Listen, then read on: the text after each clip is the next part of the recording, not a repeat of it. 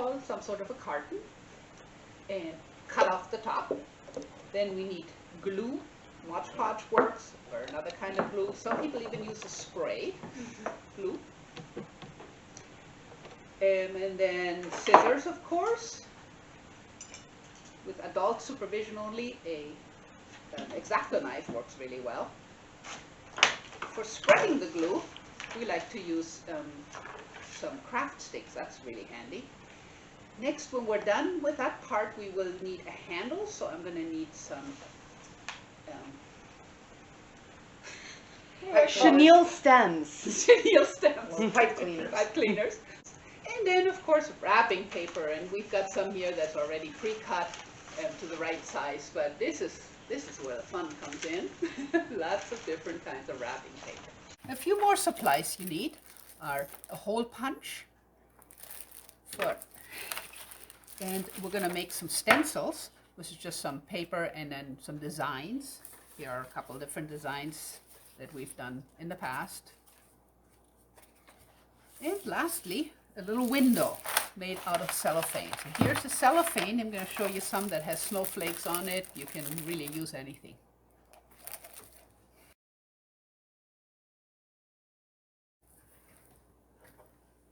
Okay, so you're going to start with a milk carton, juice carton, eggnog carton, any kind of cardboard carton, half gallon, and make sure you rinse it out and then let it dry all the way because the milk is kind of gross if it sits in there for a long time. All right, so I like to start by cutting on the corners right here and get those corners loosened. There's lots of different techniques. This is just how I do it. I get those 4 corners done because those are the hardest part. And then you want to cut right as close to this, this corner as you can. It just gives it a little bit of extra strength at the top. Also, it's a nice straight line that will guide you. And if you've already pre-cut the corners, then it's really easy to just get those edges and cut along the corners like that, along the edges.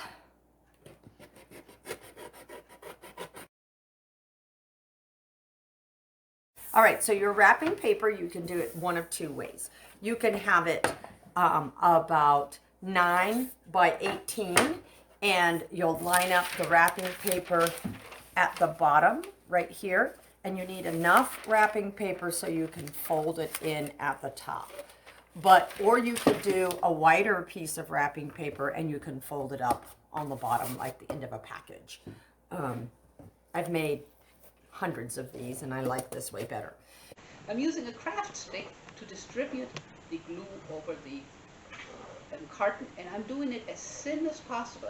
I always go back over. That's one problem. Kids often end up putting it on real thick, and you want to have it really thin. Mm-hmm. If you put too much, then it's just ooey and gooey, and you have to wait for it to dry. Yeah, so as thin as you can. I'm just kind of holding it and doing it real thin. And I usually do at least 2 sides, so I've got 2 of them going before I start folding. So here I got 2 sides. We're going to get started here. So I'm going to let a little bit go over the edge here and line it up at the bottom. I did it backwards. Okay, doesn't matter.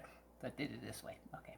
So putting the first side down, then I roll it over to the next side. It sticks on real nice. I might want to go over it, make sure it's nice and smooth.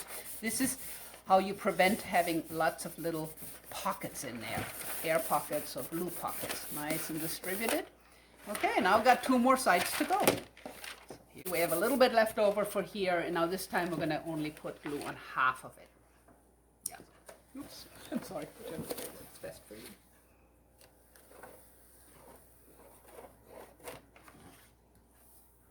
And it does dry clear, so if you get a little too much, that's okay.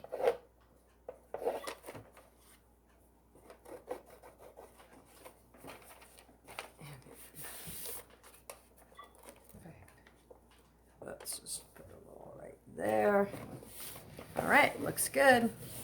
Okay, no big deal if you have a little left over. Hand me the scissors right here, and we're just gonna make sure that everything is level here at the bottom, because we didn't quite do it straight. Now the top needs to be folded over, and you can either do glue or you can use tape. Do you usually cut the corners? Yes. Yeah. So just take and you just cut right on the corners. And I've done this with second graders for years, and they're really quite good at all these steps. They figure it out really fast. All right, you want me to do this next part? Yep, sure. All right, so then you have to make sure that you get some glue on the carton right here. Can we see that right here? You want enough so that when you fold this down, it sticks all the way. You don't want it flapping up because there's going to be a flame in there. And it's okay if you get a little extra glue on the carton. So if you go down a little too far with the glue, that's fine. It'll just dry. And I find that if you can wait a little while to let the glue set all the way, the next part does come easier, but you know, you can do it all in one session if you need to. Okay. Okay.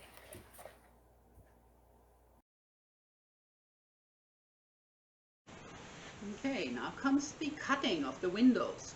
For cutting, we usually use an X-Acto knife. You can cut directly into the carton, but what makes it really easy is to have this wooden block. You could even stack a whole bunch of pieces of wood and just have something to cut against. That makes it a little safer when you cut into it. Hope I did that well.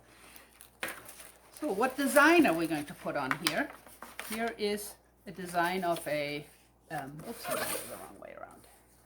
And you got to make sure Yeah. We're going to make sure that there's enough of a lip down at the bottom.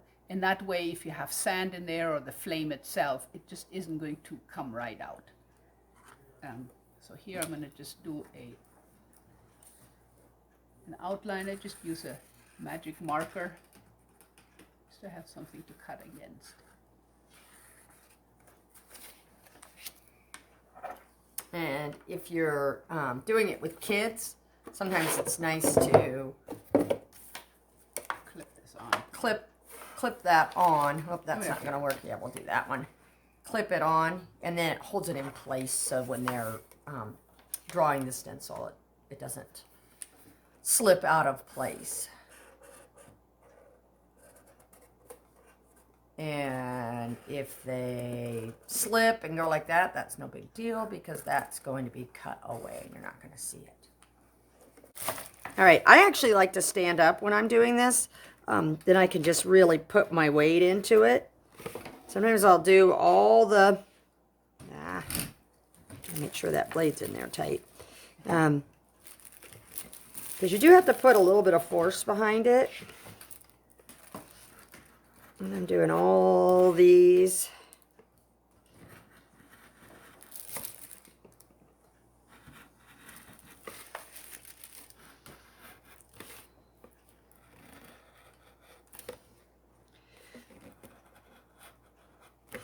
I'm going all the way across like this, and it just comes out in 3 pieces, but it's easier than cutting just those little teeny chunks. So take that out. Take that one out. Take that one out. Okay, so now we have all 4 sides cut out. Okay, so we have got all 4 sides cut out, and now we're going to put some window panes on there. You can use clear window pane and put it directly over and kind of end up wrapping it. So when we put this on, we need to put glue on it again. So we're going to use the same setup as before. Our handy craft stick with just a little bit of glue. Doesn't have to be as thick. Just around the area where the panes are going to be held in place. So I'm just going to again make it real nice and thin.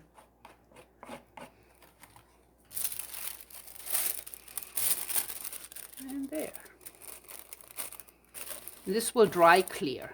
Oops, got to get a little extra here. So I again do 1 window at a time.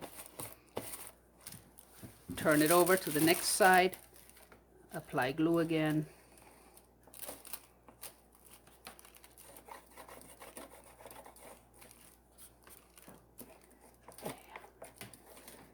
nice and thin.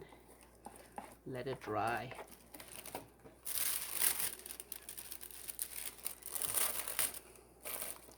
There, dry nice and clear. And as I'm putting it on, I'm spreading out just a little bit more too.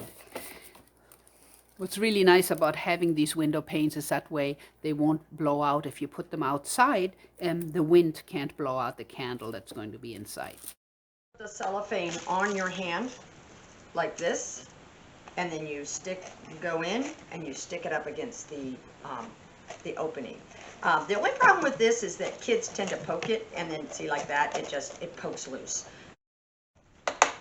And then you're going to punch a hole on the opposite side, kind of center it, and not too close to the top because you don't want it to pull through. And then you'll pick a chenille stem that has a coordinating color, or any color you want, and you stick the stem through the hole, and you have to pull out just enough that you can twist it and get at least 2 or 3 twists, otherwise the handle might pop off. And then you do the opposite side, do the same thing, pull it through,